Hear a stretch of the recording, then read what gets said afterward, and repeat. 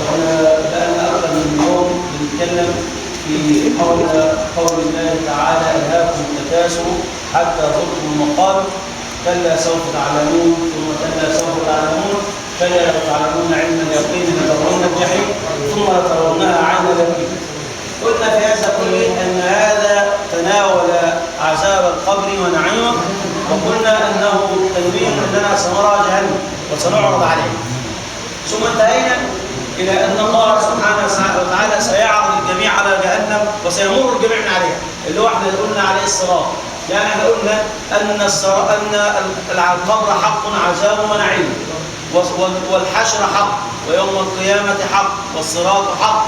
كل هذا ما ورد عن رسول الله صلى الله عليه وسلم بنسميه السمعيات، يعني اللي سمعناه عن النبي صلى الله عليه وسلم. النهارده نقف مع آخر جزئية في الآية: ثم لتسألن يومئذ عن النعيم. إن النعيم هنا ربنا بيبلغنا إن احنا كلنا هنتسأل عن النعيم. طب إيه هو النعيم بالنسبة لكل واحد منا؟ السؤال ده يعني كل واحد منا أنت يقول إن هو بقى عنده نعيم وهيبقى مسؤول عنه.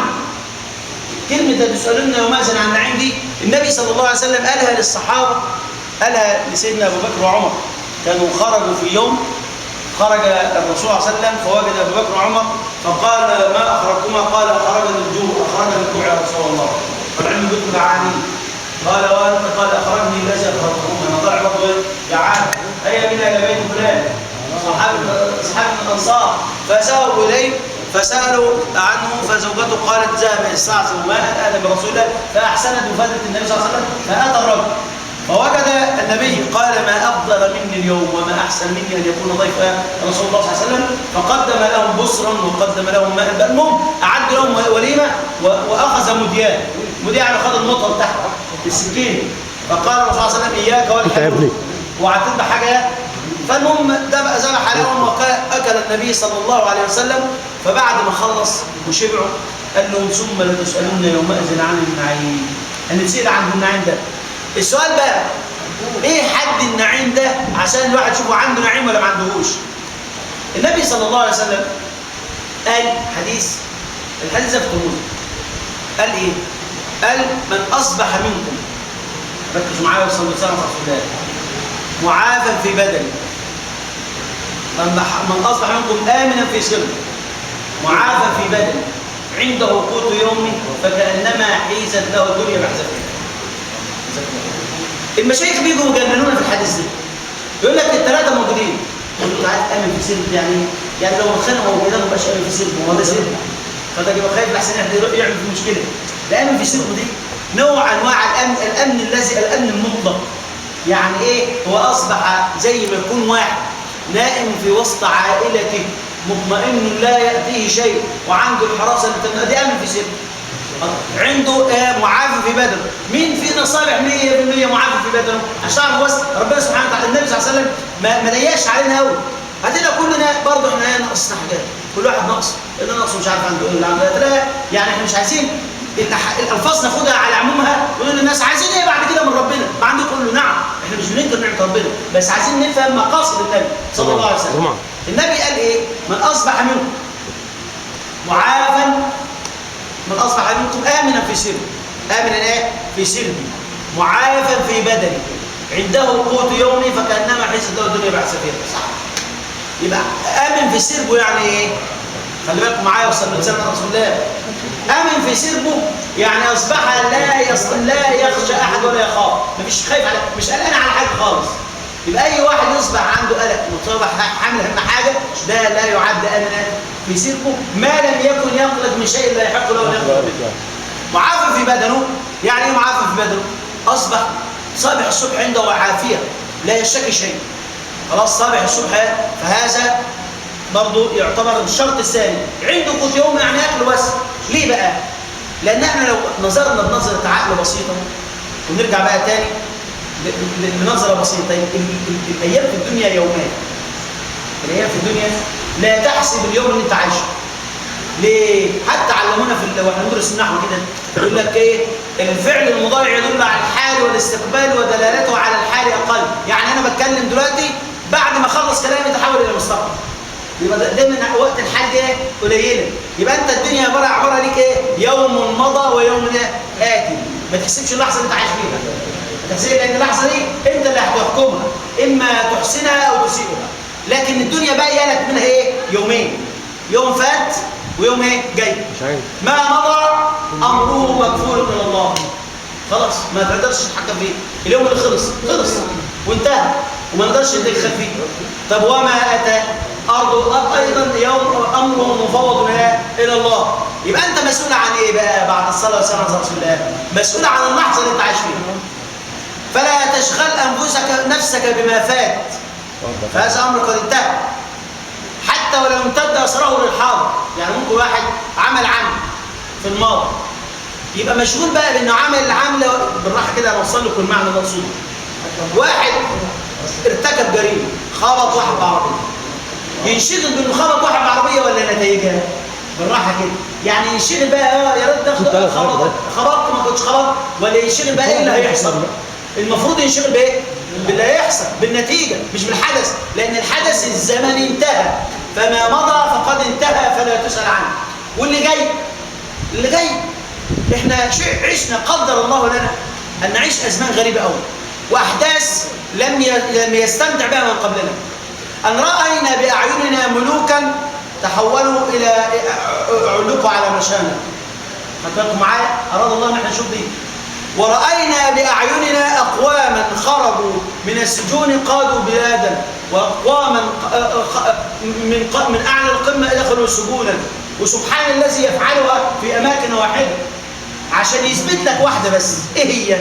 ولذلك الآية دي، الآيات اللي أقول لكم عليها دي كان النبي صلى الله عليه وسلم يؤمر الصحابة يقولها كل يوم. اللي هي إيه بقى؟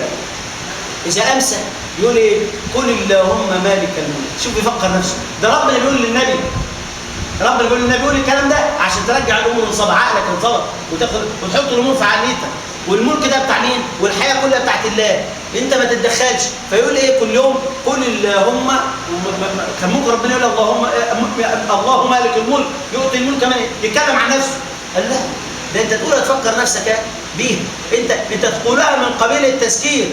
فقال الله بلغه كما بدا علم اولادنا في البلاغه، بلغه الاخبار لا بلغه الانشاء. يعني قل امر اهو، قل اللهم مالك الملك تؤتي الملك من تشاء وتنزع الملك ممن تشاء وتعز من تشاء وتذل من تشاء بيدك الخير انك على كل شيء قدير. انتوا عارفين الفرق بين العزه والذل ايه؟ حاجه غريبه قوي. الحرفين زي عز وذل. الذل ازاي التي يخرج فيها اللسان، الذل لما بيطير بره. والعز لا، العز بالزاي التي لا، اللي ياخد الري، اللي ياخد لا ازاي بالغدنا احنا اللي اتعلمناها واحنا صغيرين، اللي هي ازاي بيقولوا عليها كده ازاي، بس هي اسمها ازاي، اسمها لا.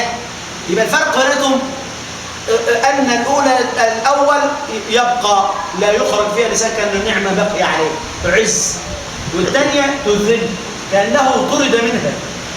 فلما كل واحد منا يفهم الحقيقه دي هيرضى بما فيه. يبقى تقول لنفسك ثم لتسألن يومئذ عن النعيم، معناها كل ما زاد عندك أنت مسؤول عنه. يعني اليوم اللي هيعدي وعندك نعمة ووجود في البيت نعمة أنت مسؤول عنها. مسؤول عنها إزاي؟ يقول له طب ما أنت بكرة هتصبح ميت. يقول له ما أنت مسؤول عنها وإن ورثتها من أين أتتها. ولذلك النبي صلى الله عليه وسلم قال حاجة غريبة قوي، لا تزول قدم عبد حتى يسأل يوم القيامة. عن ايه بقى؟ عن ماله. يتسأل عن ايه؟ القضية بقى انك مش هتسأل سؤالين ضد بعض. منين كسبت وفين صرفت؟ مما اكتسبته وفيما انفقت. السؤال غريب جدا. طب خلاص انا حر. لا انت الفكرة كلها ان انا وانت في الدنيا عايشين ايه؟ نحن عندنا توكيل من الله ندير الدنيا لحد ما احنا نموت. ايه القضيه كده؟ انا وانت معانا ايه؟ تفويض من ربنا ندير الدنيا لحد امتى؟ لحد ما يجي حد يستلم منك ويدير. هي كده زي ما واحد بيطلع معاش ويجي واحد يقعد بكرسي مكانه. هي الدنيا كده بالظبط. كل ما انت فيه ملخصه انت ما بتستفاحش الا بثلاث حاجات النبي قالهم صلى الله عليه وسلم في الحديث اللي بدانا فيه الصوره، اللي هو ما اكلت فافنيت، او لبست فابقيت، أو تصدقت فلبست فأبليت أو تصدقت فأبقيت. 3 حاجات. ليس للعبد منفعة ما سواه فهو نعمة. ولذلك ربنا قال في حق قريش إيه؟ ونزل لهم صورة لوحديهم، قال إيلاف قريش إيلافهم رحلة الشتاء والصيف. ليه؟ قال فليعبدوا رب هذا البيت الذي أطعمهم من جوع وآمنهم من خوف. إذا اجتمعوا الاثنين يبقى عندك الأمن لا المطلق. إخواتي في الله، إذا كل منا يشكر الله على نعمته. وإذا أردت أن تكون شاكرا فعلا فتذكر دائما من هو أقل منك احتياجا. يعني إذا عايز مخك يتعدل انظر لمن هو أقل منك، شوف هو ما عندوش إيه. لكن لو نظرت اللي هو اعلى منك هتفضل تنظر ما تلاقيش نهايه، هتلاقي لحد ما تلقى في واحد زي قارون كان معاه كنوز الارض، هتفضل في اعلى منه في اعلى منه، في واحد بقى ملياردير في مش عارف كده هيجيبوا ايه انما القضيه انت هيصيبك ايه من المال ده كله؟ هتاخد ايه؟ انت مهما تجمع هتاخد ايه معاك؟ كما دخلت. وذاك ربنا يحسبها سبحانه وتعالى يقول لهم ايه؟